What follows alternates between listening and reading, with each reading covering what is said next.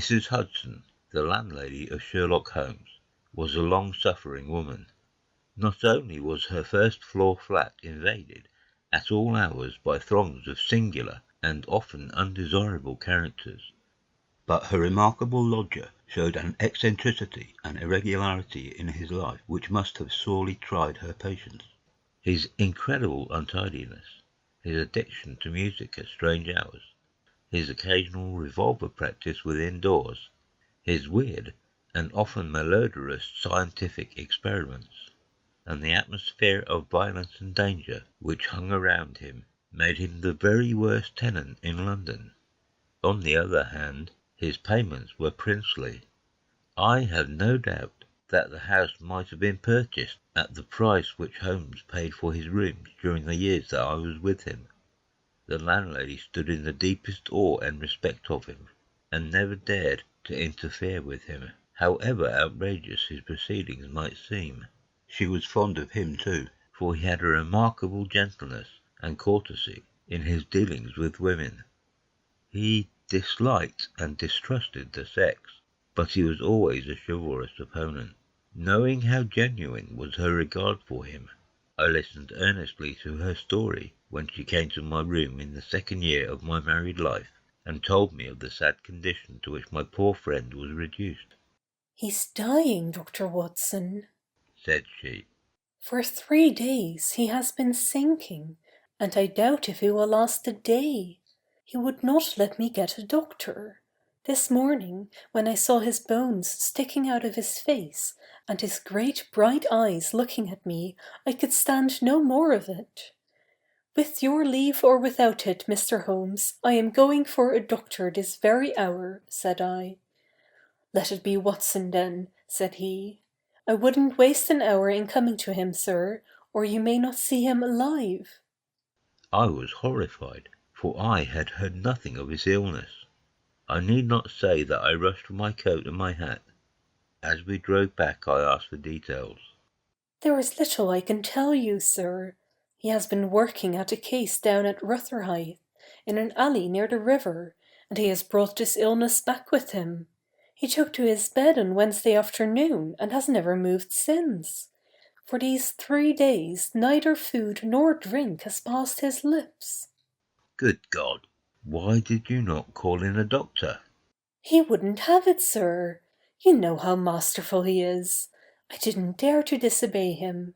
But he's not long for this world, as you'll see for yourself the moment that you set eyes on him." He was indeed a deplorable spectacle. In the dim light of a foggy November day, the sick-room was a gloomy spot, but it was that gaunt, wasted face staring at me from the bed which sent a chill to my heart. His eyes had the brightness of fever. There was a hectic flush upon either cheek, and dark crusts clung to his lips. The thin hands upon the coverlet twitched incessantly. His voice was croaking and spasmodic. He lay listlessly as I entered the room, but the sight of me brought a gleam of recognition to his eyes.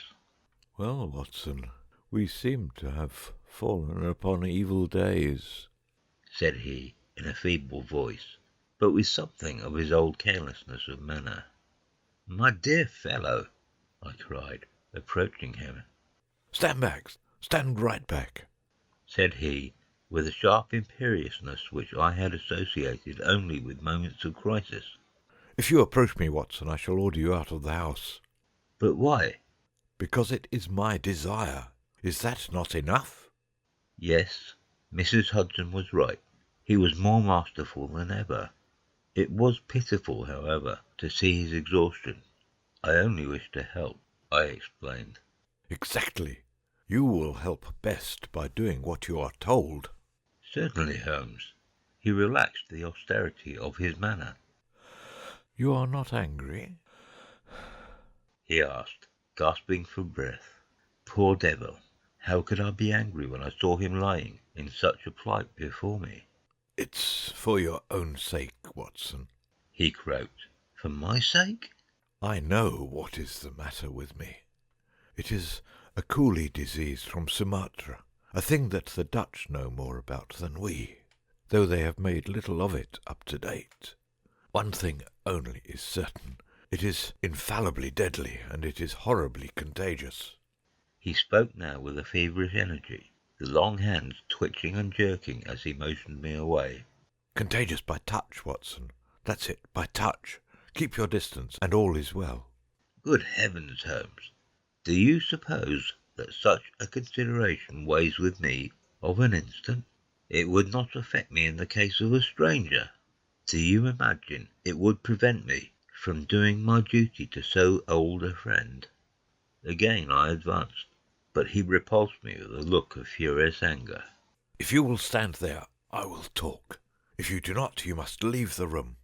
I have so deep a respect for the extraordinary qualities of Holmes that I have always deferred to his wishes, even when I least understood them.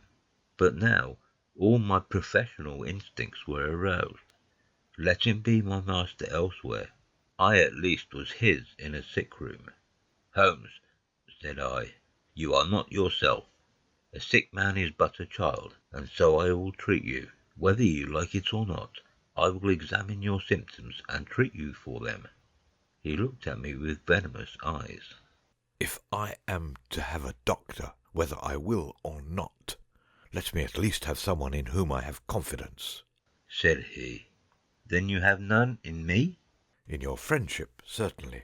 But facts are facts, Watson, and after all, you are only a general practitioner with very limited experience and mediocre qualifications. It is painful to have to say these things, but you leave me no choice. I was bitterly hurt. Such a remark is unworthy of you, Holmes. It shows me very clearly the state of your own nerves. But if you have no confidence in me, I would not intrude my services. Let me bring you Sir Jasper Meek, or Penrose Fisher, or any of the best men in London. But someone you must have, and that is final. If you think that I am going to stand here and see you die without either helping you myself or bringing anyone else to help you, then you have mistaken your man.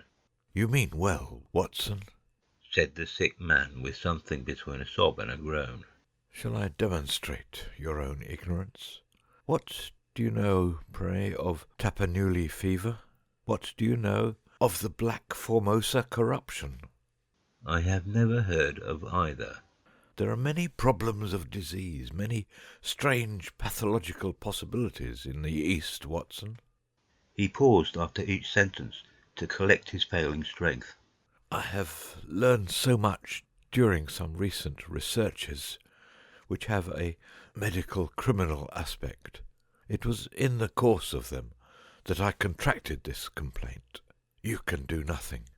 Possibly not, but I happen to know that Dr. Ainstree, the greatest living authority upon tropical disease, is now in London. All remonstrance is useless. I am going this instant to fetch him. I turned resolutely to the door. Never have I had such a shock. In an instant, with a tiger spring, the dying man had intercepted me. I heard the sharp snap of a twisted key. The next moment he had staggered back to his bed, exhausted and panting, after his one tremendous outflame of energy. You won't take the key from me by force, Watson. I've got you, my friend. Here you are, and here you will stay until I will otherwise. But I'll humour you. All this in little gasps, with terrible struggles for breath between. You've only my own good at heart. Of course, I know that very well. You shall have your way, but give me time to get my strength. Not now, Watson, not now. It's 4 o'clock. At 6 you can go. This is insanity, Holmes. Only 2 hours, Watson. I promise you will go at 6. Are you content to wait? I seem to have no choice. None in the world, Watson. Thank you. I need no help in arranging the clothes. You will please keep your distance. Now, Watson, there is one other condition that I would make. You will seek help not from the man you mention, but from the one that I choose. By all means. The first 3 sensible words that you have uttered since you entered this room, Watson. You will find some books over there. I am somewhat exhausted. I wonder how a battery feels when it pours electricity into a non-conductor. At 6, Watson, we resume our conversation. But it was destined to be resumed long before that hour, and in circumstances which gave me a shock hardly second to that caused by his spring to the door. I had stood for some minutes looking at the silent figure in the bed. His face was almost covered by clothes, and he appeared to be asleep. Then, unable to settle down to reading, I walked slowly round the room, examining the pictures of celebrated criminals with which every wall was adorned.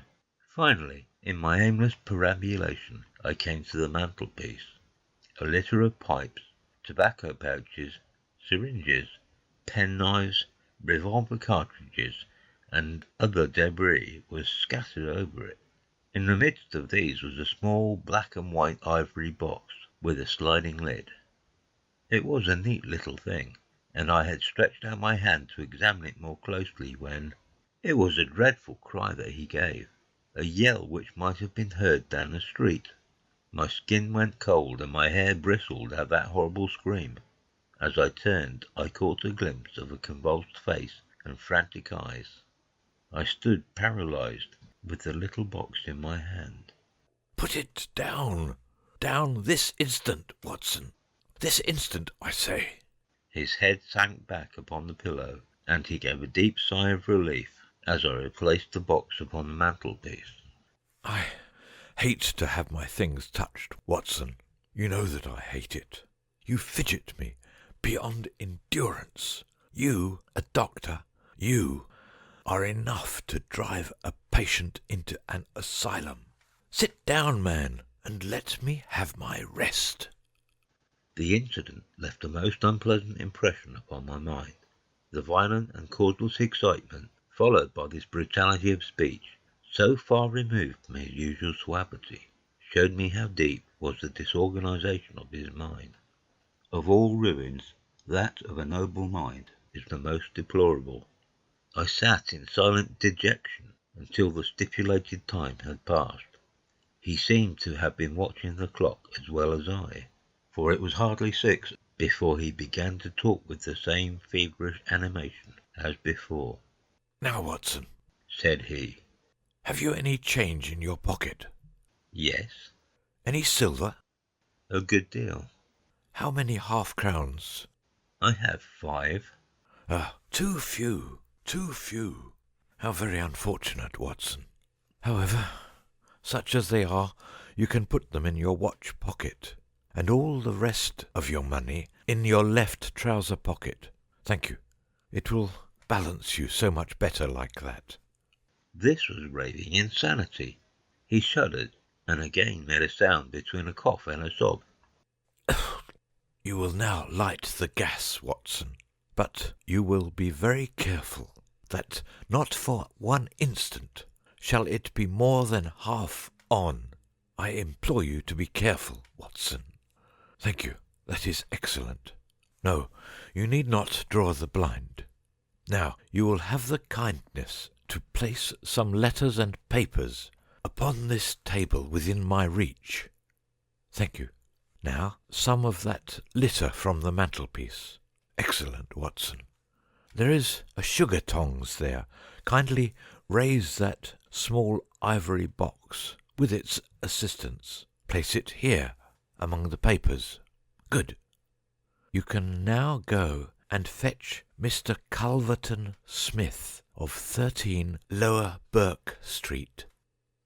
To tell the truth, my desire to fetch a doctor had somewhat weakened, for poor Holmes was so obviously delirious that it seemed dangerous to leave him. However, he was as eager now to consult the person named as he had been obstinate in refusing. I never heard the name, said I. Possibly not, my good Watson. It may surprise you to know that the man upon earth who is best versed in this disease is not a medical man, but a planter.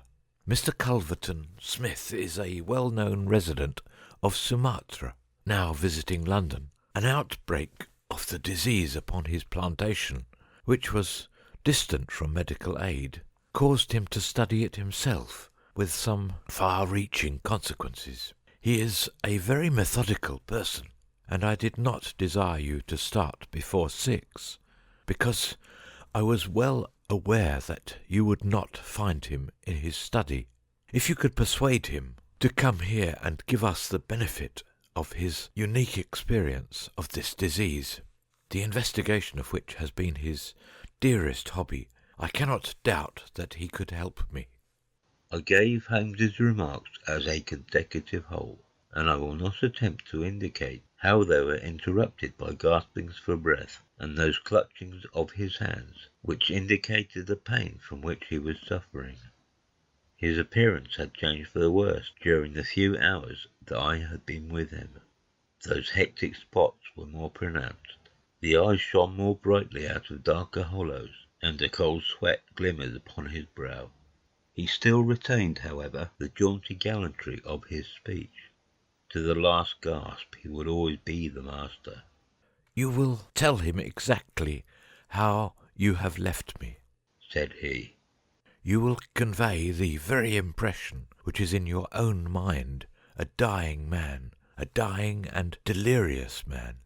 Indeed, I cannot think why the whole bed of the ocean is not one solid mass of oysters. So prolific the creatures seem.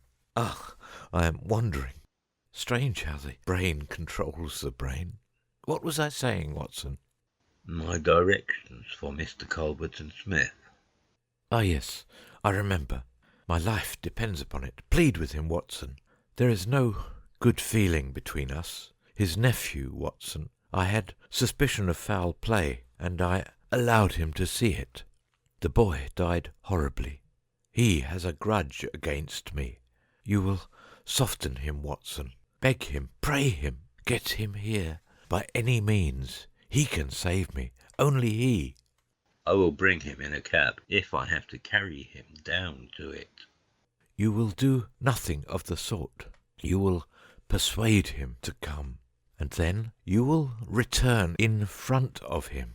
Make any excuse so as not to come with him. Don't forget, Watson, you won't fail me. You never did fail me. No doubt there are natural enemies which limit the increase of the creatures. You and I, Watson, we have done our part. Shall the world then be overrun by oysters? No, no, horrible. You'll convey all that is in your mind. I left him full in the image of this magnificent intellect, babbling like a foolish child. He had handed me the key, and with a happy thought I took it with me, lest he should lock himself in.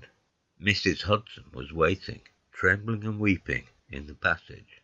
Behind me as I passed from the flat, I heard Holmes's high thin voice in some delirious chant.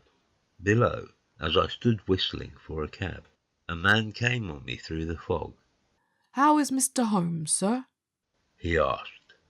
It was an old acquaintance, Inspector Morton of Scotland Yard, dressed in unofficial tweeds. "He is very ill," I answered. He looked at me in a most singular fashion. Had it not been too fiendish, I could have imagined that the gleam of the fanlight showed exultation in his face. "I heard some rumour of it," said he. The cab had driven up, and I left him. Lower Burke Street proved to be a line of fine houses, lying in the vague borderland between Notting Hill and Kensington. The particular one at which my cabman pulled up had an air of smug and demure respectability in its old-fashioned iron railings, its massive folding door, and its shining brasswork. All was in keeping with the solemn butler, who appeared framed in the pink radiance of a tinted electrical light behind him. "Yes, Mr. Culverton Smith is in, Dr. Watson. Very good, sir. I will take up your card." My humble name and title did not appear to impress Mr. Culverton Smith. Through the half-open door I heard a high, petulant, penetrating voice. "Who is this person? What does he want?" Dear me, Staples, how often have I said that I am not to be disturbed in my hours of study? There came a gentle flow of soothing explanation from the butler. Well, I won't see him, Staples. I can't have my work interrupted like this. I am not at home. Say so. Tell him to come in the morning if he really must see me. Again the gentle murmur. Well, well, give him that message. He can come in the morning, or he can stay away. My work must not be hindered. I thought of Holmes tossing upon his bed of sickness, and counting the minutes, perhaps, until I could bring help to him. It was not a time to stand upon ceremony. His life depended upon my promptness. Before the apologetic butler had delivered his message, I had pushed past him and was in the room. With a shrill cry of anger, a man rose from a reclining chair beside the fire. I saw a great yellow face, coarse-grained and greasy, with heavy double chin, and two sullen, menacing grey eyes, which glared at me from under tufted and sandy brows. A high, bald head had a small velvet smoking cap poised coquettishly upon one side of its pink curve. The skull was of enormous capacity, and yet, as I looked down, I saw to my amazement that the figure of the man was small and frail, twisted in the shoulders and back, like one who had suffered from rickets in his childhood. What's this? He cried in a high, screaming voice. What is the meaning of this intrusion? Didn't I send you word that I would see you tomorrow morning? I am sorry, said I, but the matter cannot be delayed. Mr. Sherlock Holmes. The mention of my friend's name had an extraordinary effect upon the little man. The look of anger passed in an instant from his face. His features became tense and alert. Have you come from Holmes? He asked. I have just left him. What about Holmes? How is he? He is desperately ill. That is why I have come. The man motioned me to a chair and turned to resume his own. As he did so, I caught a glimpse of his face in the mirror over the mantelpiece. I could have sworn that it was set in a malicious and abominable smile. Yet I persuaded myself that it must have been some nervous contraction which I had surprised, for he turned to me an instant later with genuine concern upon his features. I am sorry to hear this, said he. I only know Mr. Holmes through some business dealings which we have had, but I have every respect for his talents and his character. He is an amateur of crime, as I am of disease. For him, the villain. For me, the microbe. There are my prisons, he continued, pointing to a row of bottles and jars which stood upon a side table. Among those gelatin cultivations, some of the very worst offenders in the world are now doing time. It was on account of your special knowledge that Mr. Holmes desired to see you. He has a high opinion of you, and thought that you were the one man in London who could help him. The little man started, and the jaunty smoking cap slid to the floor. Why? He asked. Why should Mr. Holmes think that I could help him in his trouble? Because of your knowledge of Eastern diseases. But why should he think that the disease which he has contracted is Eastern? Because, in some professional inquiry, he has been working among Chinese sailors down in the docks. Mr. Culverton Smith smiled pleasantly and picked up his smoking cap. Oh, that's it, is it? Said he. I trust the matter is not so grave as you suppose. How long has he been ill? About 3 days. Is he delirious? Occasionally. Tut, tut. This sounds serious. It would be inhuman not to answer his call. I very much resent any interruption to my work, Dr. Watson, but this case is certainly exceptional. I will come with you at once. I remembered Holmes's injunction. I have another appointment, said I. Very good. I will go alone. I have a note of Mr. Holmes' address. You can rely upon my being there within half an hour at most. It was with a sinking heart that I re-entered Holmes's bedroom. For all that I knew, the worst might have happened in my absence. To my enormous relief, He had greatly improved in the interval. His appearance was as ghastly as ever, but all trace of delirium had left him, and he spoke in a feeble voice, it is true, but with even more than his usual crispness and lucidity. Well, did you see him, Watson? Yes, he is coming. Admirable, Watson, admirable. You are the best of messengers. He wished to return with me. That would never do, Watson. That would be obviously impossible. Did he ask what ailed me? I told him about the Chinese in the East End. Exactly. Well, Watson, you have done all that a good friend could. You can now disappear from the scene. I must wait and hear his opinion, Holmes. Of course you must. But I have reasons to suppose that this opinion would be very much more frank and valuable if he imagines that we are alone. There is just room behind the head of my bed, Watson. My dear Holmes.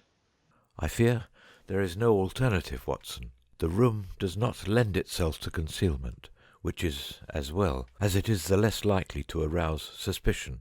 But just there, Watson, I fancy that it could be done. Suddenly he sat up with a rigid intentness upon his haggard face. There are the wheels, Watson. Quick, man, if you love me, and don't budge, whatever happens. Whatever happens. Do you hear? Don't speak, don't move, just listen with all your ears. Then in an instant his sudden access of strength departed, and his masterful, purposeful talk droned away into the low, vague murmurings of a semi-delirious man. From the hiding-place into which I had been so swiftly hustled, I heard the footfalls upon the stair, with the opening and closing of the bedroom door. Then, to my surprise, there came a long silence, broken only by the heavy breathings and gaspings of the sick man. I could imagine that our visitor was standing by the bedside and looking down at the sufferer. At last that strange hush was broken. Holmes! He cried, Holmes! in the insistent tones of one who awakens a sleeper. Can't you hear me, Holmes? There was a rustling, as if he had shaken the sick man roughly by the shoulder. Is that you, Mr. Smith? Holmes whispered. I hardly dared hope that you would come. The other laughed. I should imagine not, he said. And yet, you see, I am here. Coals of fire, Holmes. Coals of fire. It is very good of you, very noble of you. I appreciate your special knowledge. Our visitor sniggered. You do. You are, fortunately, the only man in London who does. Do you know what is the matter with you? The same, said Holmes. Ah, you recognize the symptoms? Only too well. Well, I shouldn't be surprised, Holmes. I shouldn't be surprised if it were the same.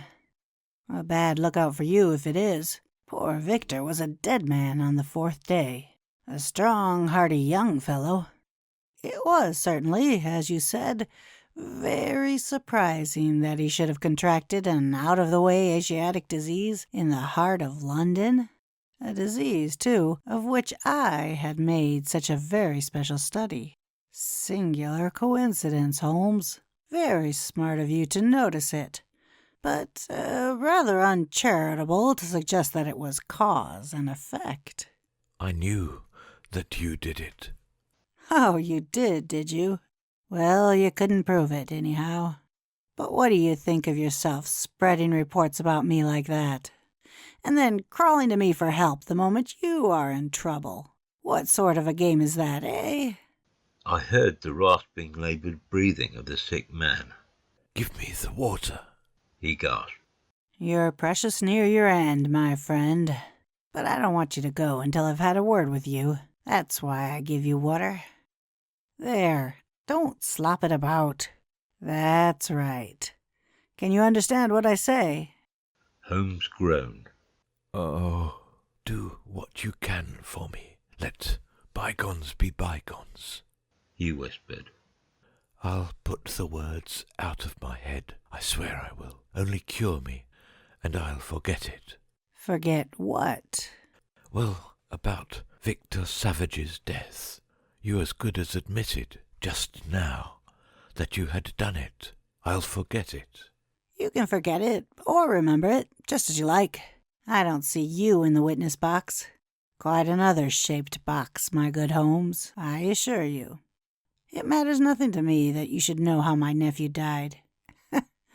It's not him we are talking about. It's you. Yes, yes. The fellow who came for me, I've forgotten his name, said that you contracted it down in the East End among the sailors. I could only account for it so. You are proud of your brains, Holmes, are you not? Think yourself smart, don't you?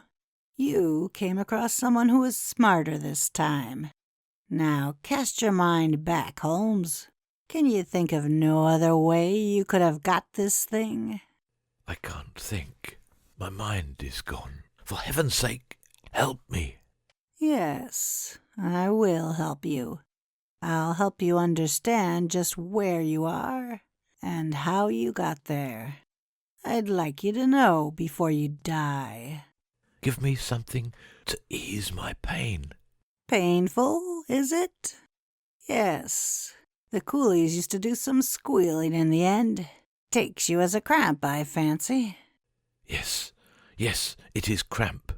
Well, you can hear what I say anyhow. Listen now. Can you remember any unusual incident in your life just about the time your symptoms began? No, nothing. Think again. I'm too ill to think. Well, then, I'll help you. Did anything come by post? By post? A box, by chance? I'm fainting. I'm gone. Listen, Holmes. There was a sound as if he was shaking the dying man, and it was all that I could do to hold myself quiet in my hiding place. You must hear me. You shall hear me. Do you remember a box, an ivory box? It came on Wednesday. You opened it. Do you remember? Yes, I opened it. There was a sharp spring inside it. Some joke. It was no joke, as you will find to your cost. You fool. You would have it, and you have got it. Who asked you to cross my path? If you had left me alone, I would not have hurt you. I remember. Holmes gasped. The spring. It drew blood. This box. This on the table. The very one, by George. And it may as well leave the room in my pocket. There goes your last shred of evidence. But you have the truth now, Holmes, and you can die with the knowledge that I killed you. You knew too much of the fate of Victor Savage, so I have sent you to share it. You are very near your end, Holmes. I will sit here, and I will watch you die. Holmes' voice had sunk to an almost inaudible whisper. What is that? Said Smith. Turn up the gas. Ah, the shadows begin to fall, do they?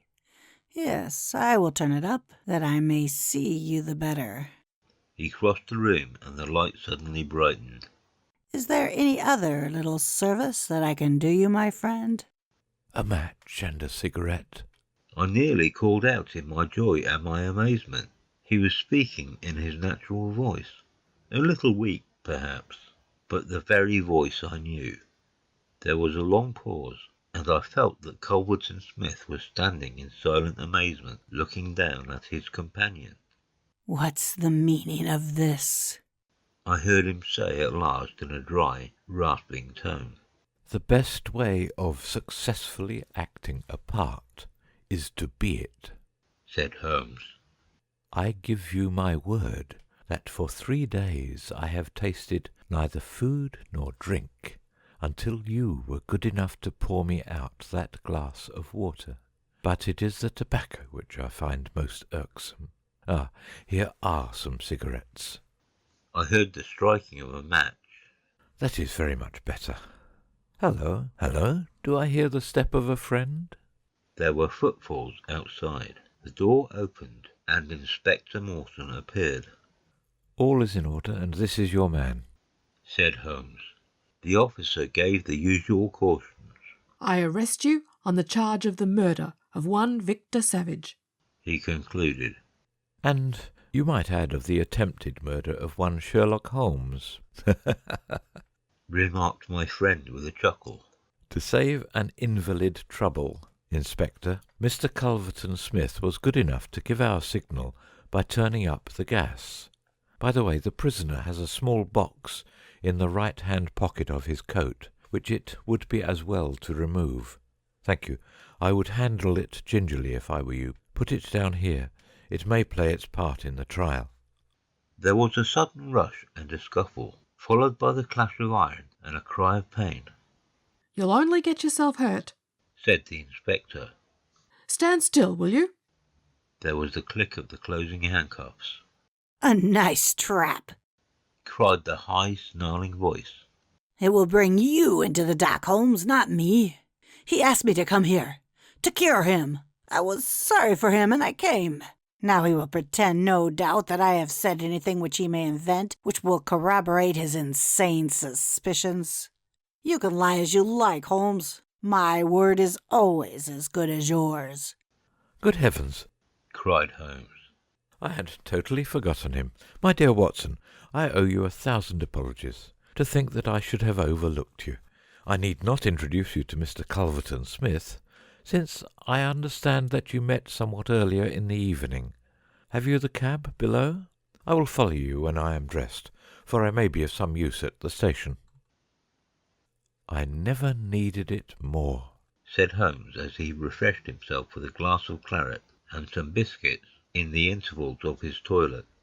"However, as you know, my habits are irregular, and such a feat means less to me than to most men. It was very essential that I should impress Mrs. Hudson with the reality of my condition, since she was to convey it to you, and you, in turn, to him. You won't be offended, Watson?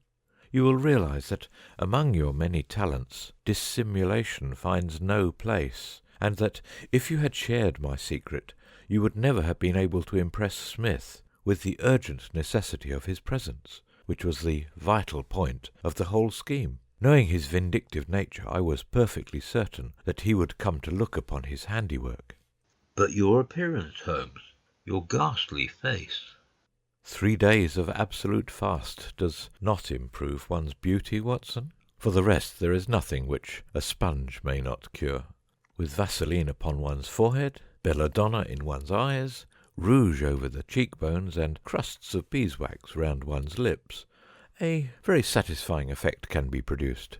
Malingering is a subject upon which I have sometimes thought of writing a monograph. A little occasional talk about half-crowns, oysters, or any other extraneous subject produces a pleasing effect of delirium. "But why would you not let me near you, since there was, in truth, no infection?" Can you ask, my dear Watson? Do you imagine that I have no respect for your medical talents? Could I fancy that your astute judgment would pass a dying man who, however weak, had no rise of pulse or temperature? At 4 yards I could deceive you. If I failed to do so, who would bring my Smith within my grasp? No, Watson, I would not touch that box. You can just see, if you look at it sideways, where the sharp spring, like a viper's tooth, emerges as you open it. I dare say it was by some such device that poor Savage, who stood between this monster and a reversion, was done to death. My correspondence, however, is, as you know, a varied one, and I am somewhat upon my guard against any packages which reach me. It was clear to me, however, that by pretending that he had really succeeded in his design, I might surprise a confession. That pretence I have carried out with the thoroughness of the true artist. Thank you, Watson. You must help me on with my coat. When we have finished at the police station, I think that something nutritious at Simpson's would not be out of place.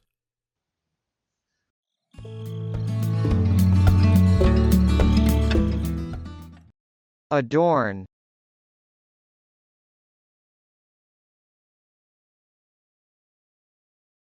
Adorn. budge,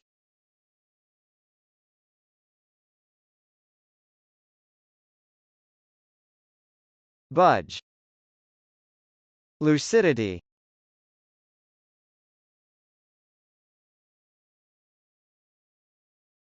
lucidity, concealment,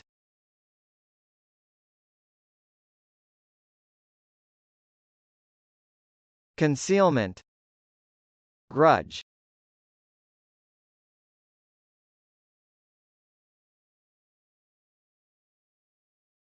grudge, astute,